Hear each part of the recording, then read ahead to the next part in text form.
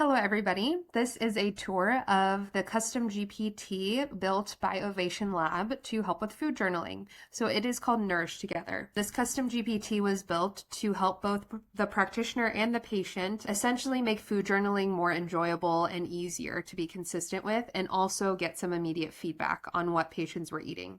So we'll go through two case examples today. One is just uploading pictures of what the patient is eating, which they can do themselves.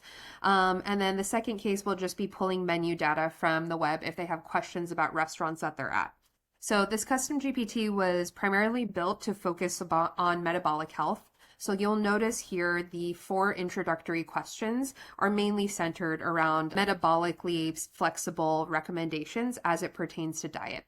So there's questions around what's your take on this meal for supporting GLP-1 secretion, feedback on menu options, feedback on how this menu or this meal based on the photos could be improved or enhanced based on the patient's metabolic goals, and then asking about quick questions around snacks. So the workflow around this GPT is typically if patients are fairly tech savvy, then they require very little instructions. Oftentimes I've been having patients having uploaded their own data into ChatGPT, so they're actually fairly familiar with chatting with it. For less tech savvy patients, the walkthrough is essentially just orienting them to the custom GPT and then showing them how they would essentially upload pictures and chat with it. So this allows the patient to have a running chat and feedback with the pictures that they're uploading and the questions on the menu. And so at a follow-up, I will often ask patients to send me a link to their chat so we can review kind of what the feedback was, how they felt incorporating some of the recommendations. And then also, if they're unable to link the chat or they don't feel comfortable linking the chat, they can just share with you what some of their takeaways are. So let's dive into one of these examples. So let's go ahead and click on this first question. What's your take on this meal for supporting GLP-1 therapy or weight goals? So it's looking to clarify the meal context. We have built this using the O3 model of ChatGPT. However, you can change that by just selecting this down caret option here and then changing the model. So the GPT will ask some questions to give the most helpful feedback. It's asking for what the meal was. So we can read through here. There's some big picture guidelines, what the chat is hoping to give feedback on once the photos are uploaded. And then you'll notice a disclaimer here that the GPT only provides educational information, so to please emphasize to patients or clients to check in with their care team before making any significant changes. So let's go ahead and upload some photos of food to see what the response is. So I've uploaded 4 photos here. One is a berry yogurt bowl. One is a bowl of fruit with some seasoning, a Greek salad, and then a kebab platter. So just added some additional information which patients can do, adding some times that they ate just to give some additional context, because the chat has also been trained to kind of give some recommendations around meal timing as it pertains to metabolic health. The chat, the GPT responds. You can see here it took about 11 seconds to analyze the photos and give some feedback.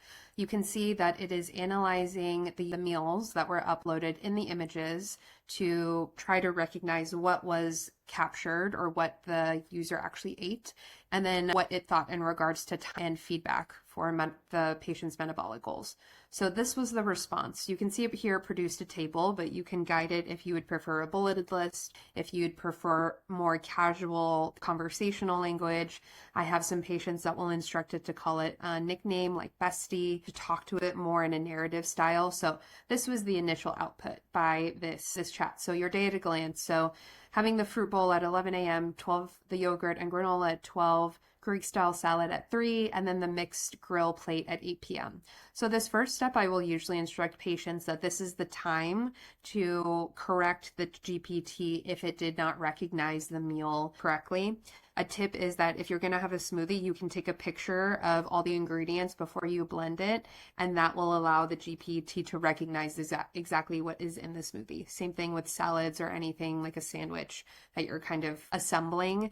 If you want it to capture all of the ingredients that you are consuming, I would take a picture of the ingredients before assembled. So you can see here the strength. So talking about the phytonutrient density, having a solid amount of protein, especially in the evening, the mix of fermented pickled veggies on the platter, which it did capture, and then making a comment again, because we included the times about the meal spacing, and then a nice strength of using fruit as to satisfy sweet cravings. And then second column is gentle recommendations to consider. So how to enhance insulin sensitivity and also kind of add more nutritional value to each of the meals. And then also give some explanation as to why these recommendations help with their patient's goals of enhancing GLP-1 secretion. And then more specific notes per meal. So again, this is the time to correct if any of these call outs for foods is incorrect. And then again, some just like wins, and then what could we improve per meals. So this is just nice if the patient is trying to learn that as they are eating and chatting with the chatbot.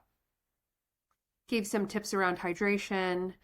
This is a scorecard that it gives it, but you could always instruct it that you don't like this type of macronutrient breakdown, or if you'd like it to provide some other information, and then some tips for what you might try for tomorrow. And again, the disclaimer here.